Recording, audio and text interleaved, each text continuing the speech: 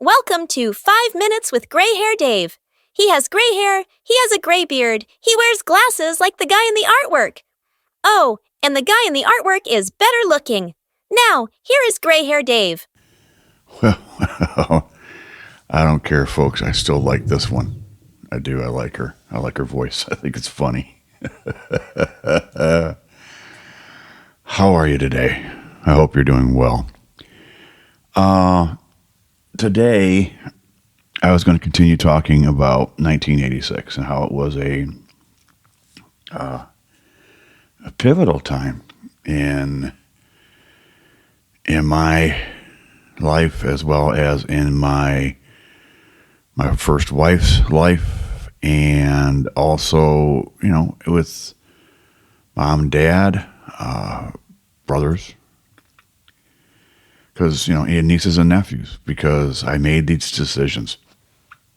I decided that it was time to go and pursue a different career. I had always wanted to be in the airline industry since I was a kid, and it was time. Like I said, some friends had moved out there, so we weren't going out there alone. They lived close to where we moved our house to. Because like I said yesterday, it was a mobile home. Now, was that a mistake in the beginning? Maybe. But realistically, it was a whole lot easier to move to get out there, because we just left everything in the house. Not everything. We packed up a trailer full of stuff, but in both of our cars, and off we went. So it was hard. You gotta. Have any of you ever made a big decision to move thousands of miles away or 1,000 miles away or whatever, and hemmed and hawed about it? And when I say hemmed and hawed, I meant, really had to think about what am I doing here? I will have no support processes except the phone, right? I'll have my wife. She'll have me and a couple of friends, and that's it. We'd saved up some money for this, but we had to get jobs right away. And I had decided to go to school too, and was going to go full time. And I found a college out in Kansas City that I liked, and it was one of their courses was geared towards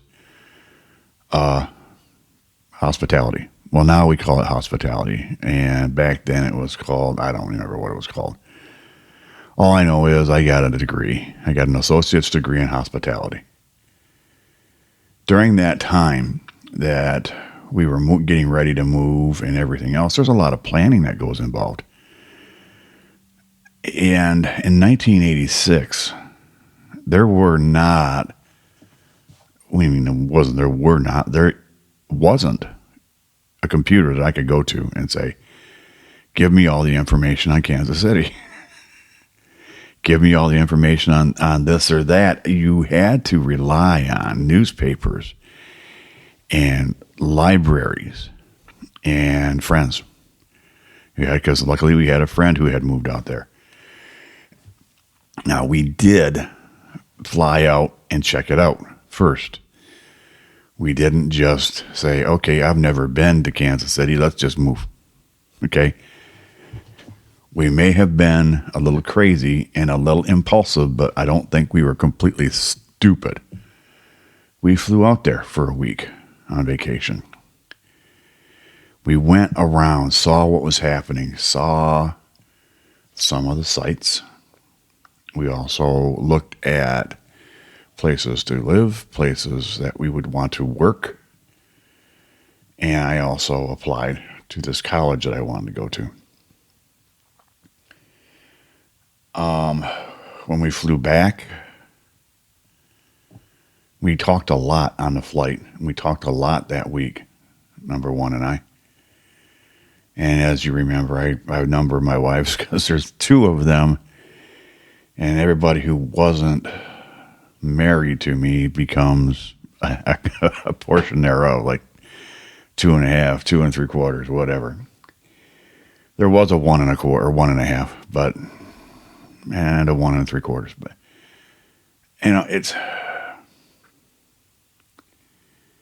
it's one of those things where you think and you think and you think, and then finally you just go, yeah, let's go do this. This could save your life. This could kill you, but this could save your life. Working in the paper mill was not easy, and it had put a real strain on my marriage. It really did. You think about it. If your husband or your wife is working a swing shift, 1 week of nights, turn right around, go back in the next week on afternoons, turn right around, go back in the next week on days, you don't ever have a normal life. You just can't. How can you? So it was a strain. And I really did want to try and save my marriage. I mean, we weren't talking about divorce or anything like that. And we had become very close because of my parents being ill. But my parents were all for us getting out of town too. I don't think they really wanted me to leave town. I know they wanted me to leave the paper mill. But there was nothing in town for me to do. I don't know what I would have done if I didn't work at that paper mill. I don't know. I could have gone to Detroit and tried to find a job there. Just go and start applying. But I always believed that I needed some education behind me. I needed a degree. And I wanted to get this education. Now, it was a tough decision, but it was made. In July, we packed up and we moved. Saying goodbye to all your family. Not permanently, but knowing that you're not going to be around every day is not easy either. It's an emotional roller coaster.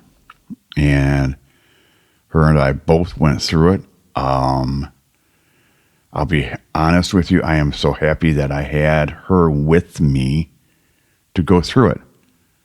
And I am sure that she was happy that I was there.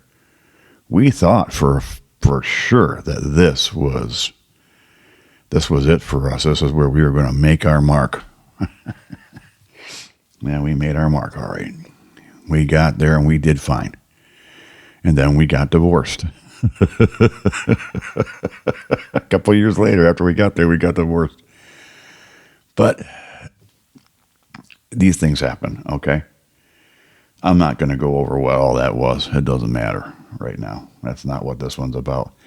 This one is about the emotions you go through, the ups and downs in your head, going, am I going to go? And it's a process for a single person, and it's a real process for a couple. When I decided to come to Florida from Michigan, oh gosh, what is it now? Almost 18 years ago. No, it is 18 years. God, I've been down here 18 years. Hard to believe. It was only me that I was going to affect. Granted, I had two brothers left up north and, nieces and nephews and all that other kind of stuff, but I wasn't going to affect them by not being there in their area. They could always come down and visit. Phones were a whole lot easier to use now. With cell phones, it's always easy to get a hold of somebody. And I talked to both of them about this move, and it made sense in 2006. In 1986, wow, just realized I always move on the years of the sixes. Hey, guess what? Next year, maybe in 2026, I'll move to the coast finally. Wow, that went way off the rails, didn't it? But anyway, I wanted you to know about the emotional roller coaster. It was hard. If you have ever moved from state to state and left family behind, family who aren't well even, it ain't easy, is it? Not at all. It is not easy. If you've done something like that, do me a favor. Leave me a message on my website, 5 Minutes with Gray Hair Dave. That's the number 5 minuteswithgrayhairdave.com. Let me know. Go to the comment section. Contact me page. Tap on that little microphone in the bottom right-hand corner of any page. Leave me a message. I want to know what you went through if you've done something like this. Also, folks, if you know somebody who doesn't know what a podcast is, doesn't know where to find one, how to play one, what genre to listen to, do me a favor for me. Please. Show them. Also, don't forget, smile at somebody today. You will make their day. So on behalf of all the goofballs up in my head, I want you all to have a wonderful day, and I will talk to you tomorrow. Bye.